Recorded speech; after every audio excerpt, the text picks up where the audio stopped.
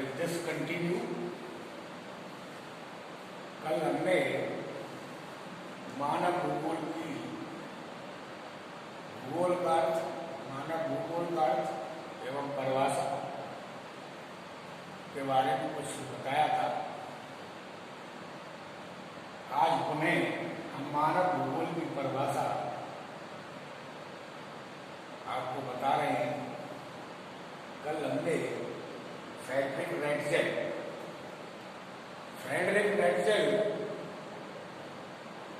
के द्वारा दी गई परिभाषा के बारे में आपको बताया था, जिसको मानव भूगोल का जनक कहते हैं, पिता कहते हैं।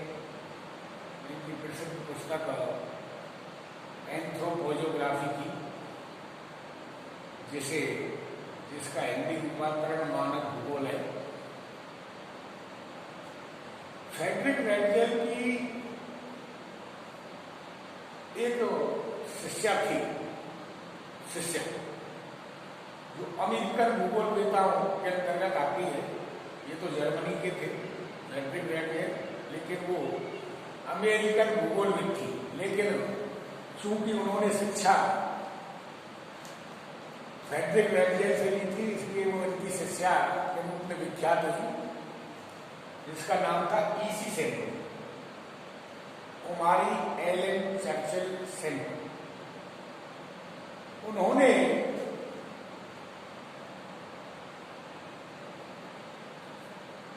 मानव भूगोल की जो परिभाषा दी है,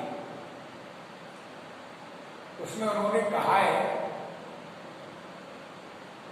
कि मानव भूगोल अस्थायी पृथ्वी, अस्थायी पृथ्वी व चंचल मानव के बीच पारस्परिक परिवर्तनशील संबंधों का अध्ययन है।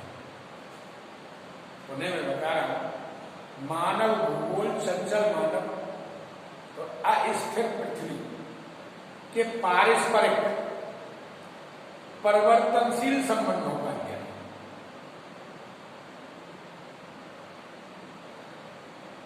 तो इस परिभाषा को हम व्याख्या समझाएंगे, आपको व्याख्या करते हैं।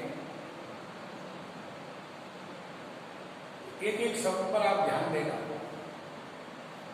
इसी सिंपल कहती है कि मानव जो भूगोल है, इसकी जो परिभाषा है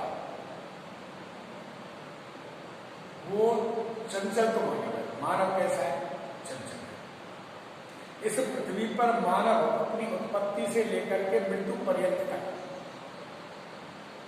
स्थिर नहीं रहता, चंचल रहता है, कुछ ना कुछ क्रिया करता रहता है। इस पृथ्वी किसान खेती करता है, पढ़ाने वाला पढ़ाता है, मिस्त्री कारीगर है वो कारीगरी का काम करता है, कहीं खेतों को बोता है, कहीं काटता है फसलों को, कहीं कुछ करता है, कहीं बिल्डिंग बनाता है, कहीं रोड बनाता है, कहीं रेलवे लाइन बनाता है, कहीं नल बनाता है, कहीं नहरें बनाता है, कहीं परमाणु बम बना रहा है, कहीं कोई मशीन पर, मतलब हर मानव कोई ना कोई क्रिया करता है हर समय। मतलब मानव इस पर सुप्त अवस्था में नहीं रहता। तो मानव कैसा है बेटा? चंचल मानव। और पृथ्वी कैसी है? अस्थिर है। पृथ्वी भी अस्थिर, स्थिर नहीं भाई, दैनिक गति, परिभ्रमण गति, ये इस पर होती रहती है। पृथ्वी अपनी पर 24 घंटे में अपनी धुरी पर एक चक्कर लगा लेती है, जिससे दिन रात घूमते, समझे नहीं? सूर्य के चारों ओर चक्कर लगाती है, जिससे वर्ष की अवधि हमको प्राप्त होती है, ऋतु परिवर्तन हमको प्राप्त होता है, समझे नहीं? सूर्य पश्चिम पूरब में उदय होता है, पश्चिम में छिपता है। इसका मतलब क्या है? क्योंकि सूर्य स्थिर है, तो इसका मतलब यह है कि पृथ्वी सूर्य के चारों ओर चक्कर लगा के विभिन्न समयों में सूर्य की स्थिति भिन्न भिन्न रहती है, समझे नहीं? पृथ्वी की आंतरिक शक्तियां पृथ्वी के हर समय काम करती रहती है, बाह्य शक्तियां भी काम करती रहती है।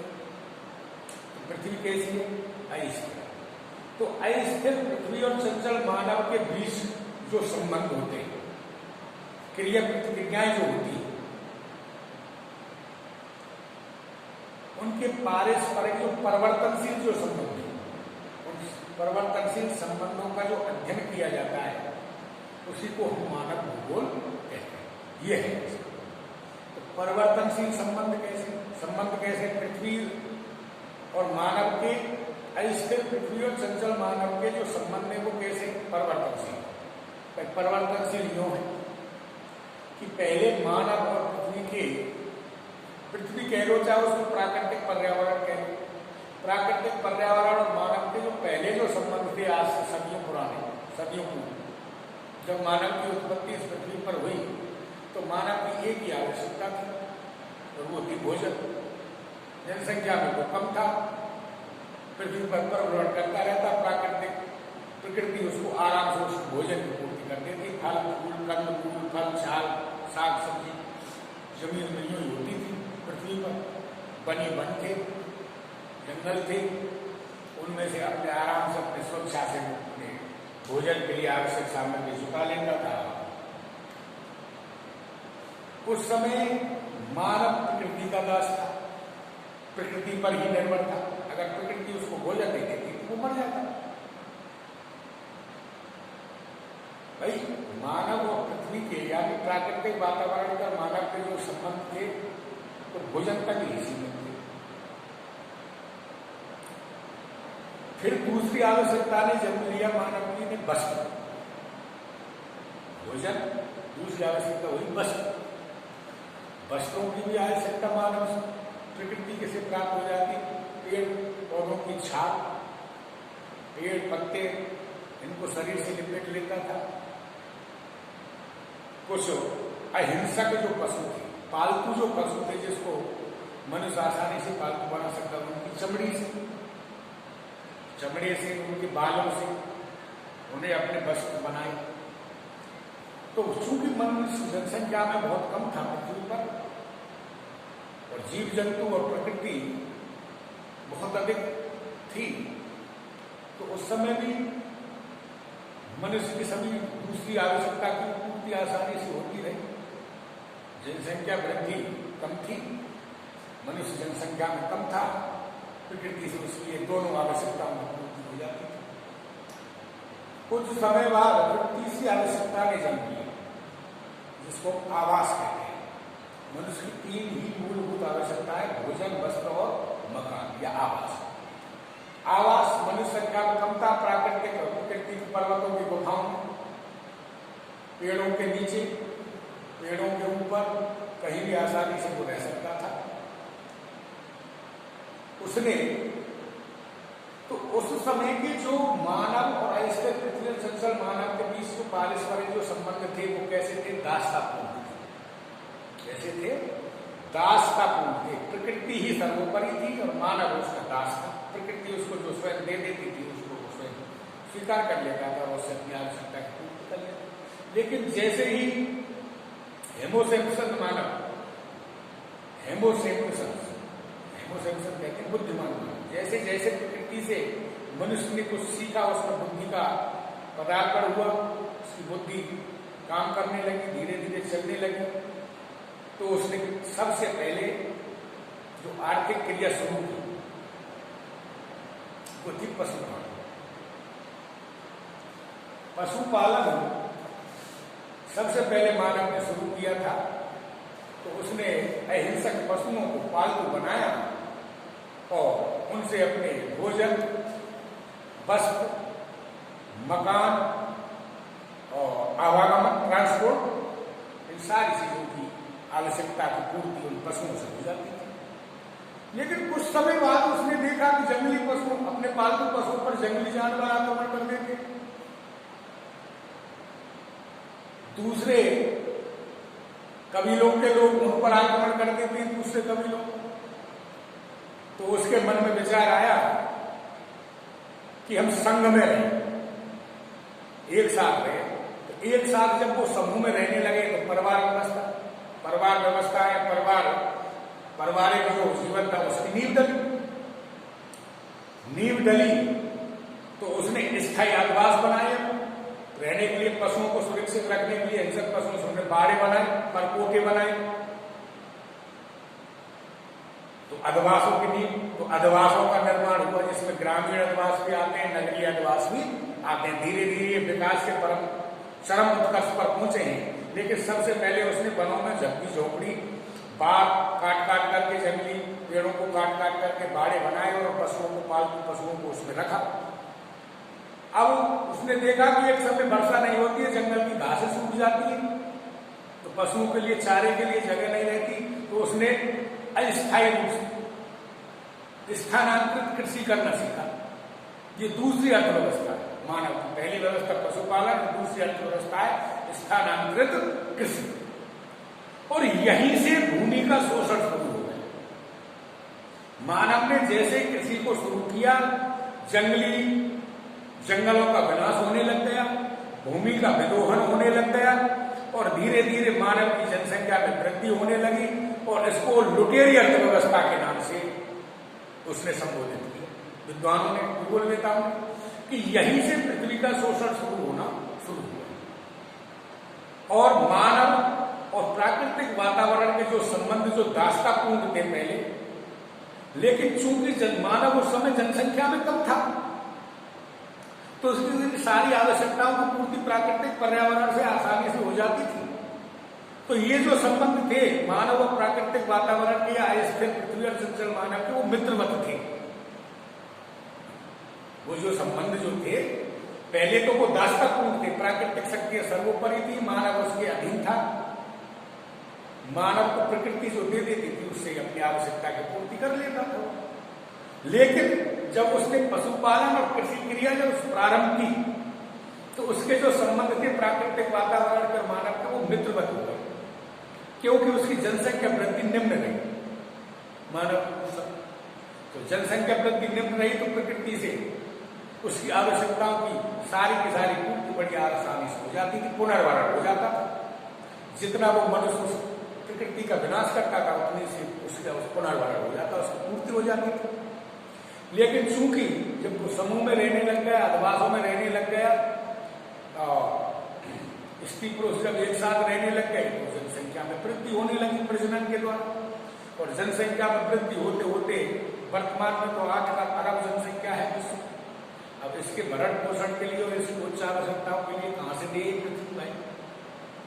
पृथ्वी दे कहां से? इसमें निर्माण की शक्ति तो खरबों वर्षों में पूरी होती है भाई। किसी हम संसाधन का उपयोग कर रहे हैं, तो हम तो शीघ्र से शीघ्र करोड़पति बनने के लिए उसको अति शीघ्र ही उसका दोहन कर रहे हैं, उसको अंतरराष्ट्रीय बाजार बेच रहे हैं या अपनी आवश्यकता की वस्तु बना रहे हैं।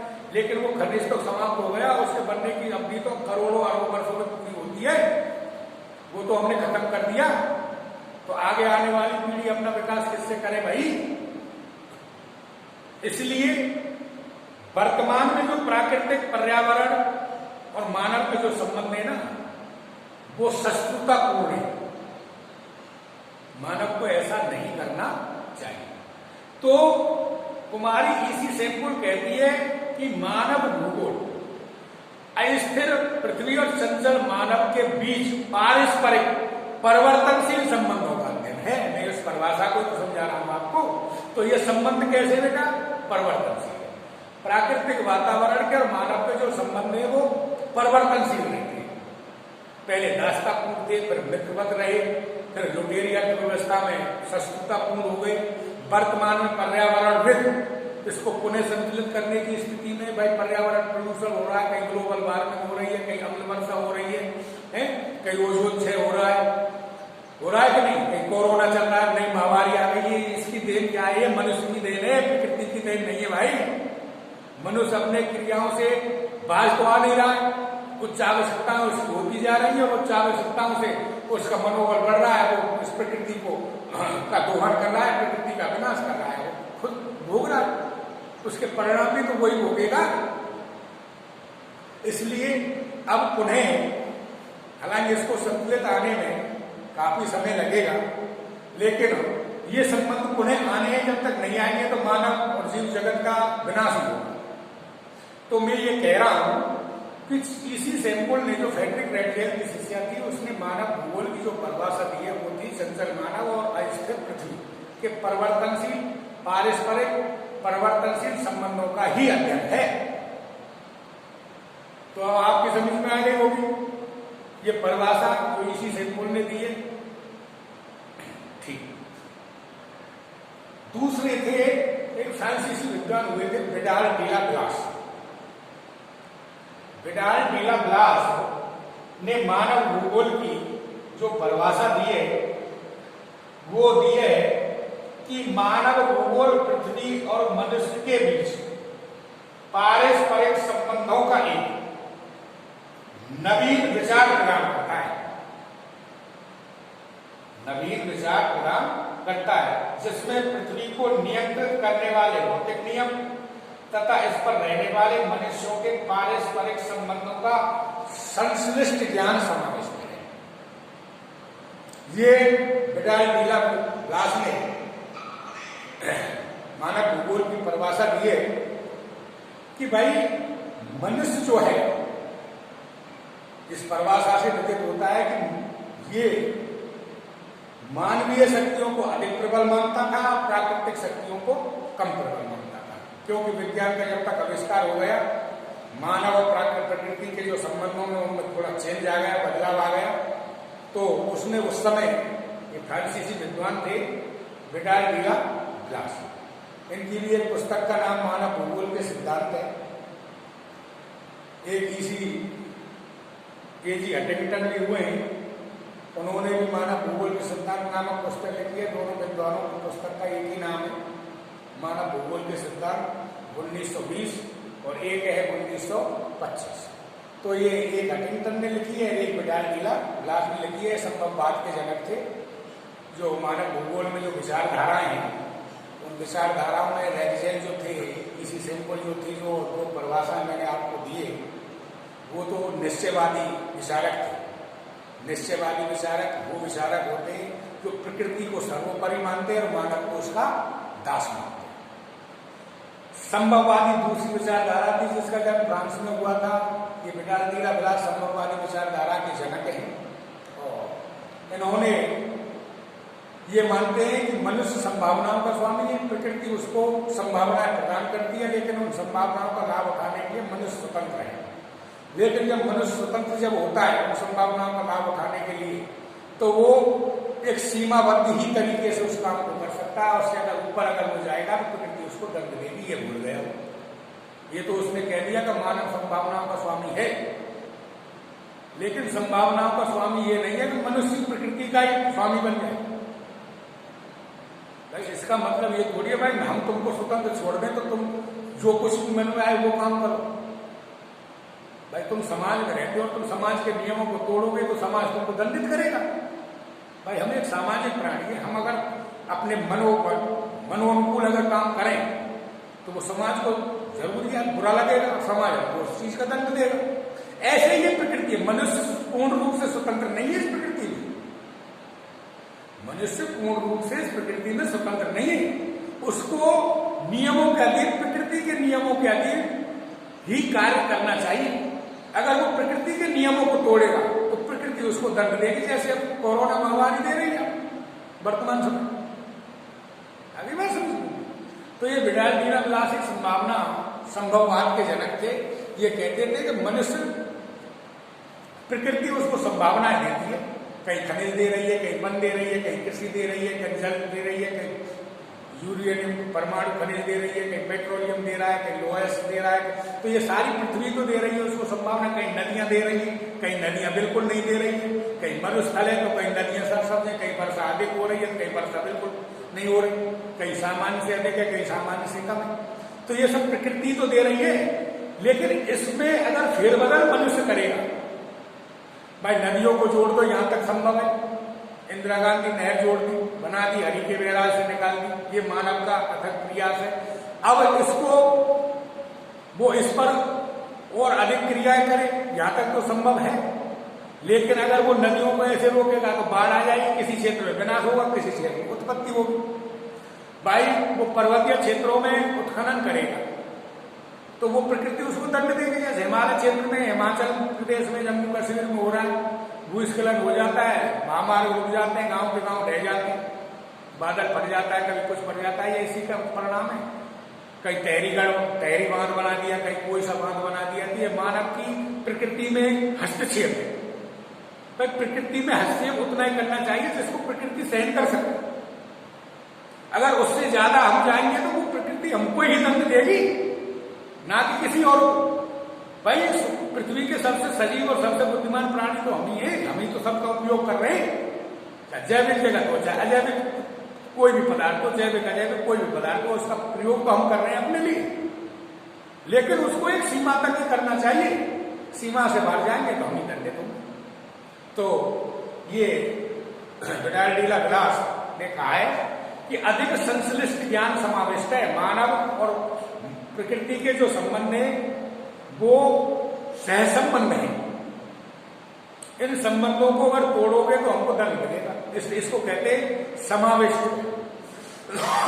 समाविष्ट ज्ञान जहां तक संभव हो, जहां तक प्रकृति सहन करे और मानव भी सहन करे, वहां तक ही निश्चित जो मानव इस प्रकृति में रह करके जो नियंत्रित रूप से जो प्रकृति की असहनीय शक्ति से अंदर जो काम कर रहा है वहीं तक काम करना चाहिए, वरना इससे ऊपर जाएंगे वो हमको दंडित करेंगे। तो हमारे पृथ्वी के जो संबंध है वो सहसंबंध होना चाहिए, संबंध मित्रवत होने चाहिए, ना कि स्वामी और दास। ठीक है कि नहीं? तो आज मैं आपको इन परिभाषाओं तक ही सीमित रखता हूं। ठीक है।